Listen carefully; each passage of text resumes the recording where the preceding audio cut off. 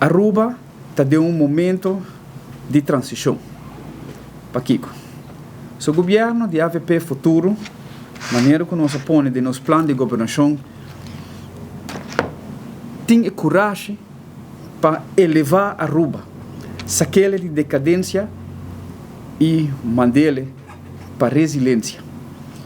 Essa aqui é importante para sobre Aruba merecer desenvolvimento com base comum para etur.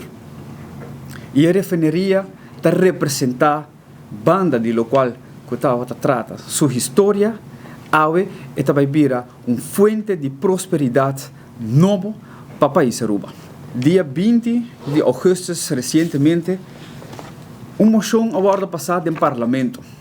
Caminho que nos trata é tópico de redestinar o terreno de refinaria. Desmantelar a refinaria aqui, lo também custa, pueblo de Riba, hobby placa, e sua embargadora está sumamente grande.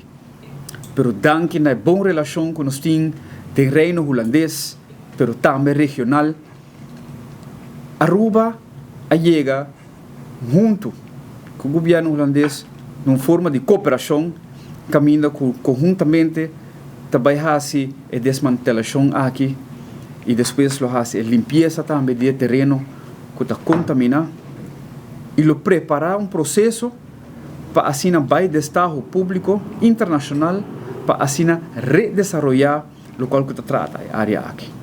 E está tempo para nós vai em direção de sustentabilidade climática, diversificar nossa economia, mas também fazer de uma forma inovativa.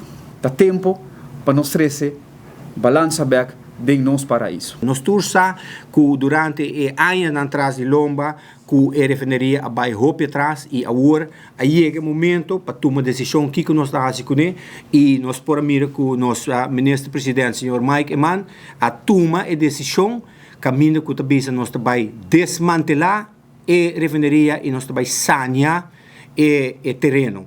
Então, aqui nós mira também que de viajar a fazer uma petição na Holanda e Holanda a duna acaba de conhecer que vai sacar um man para ajudar a Aruba de aqui.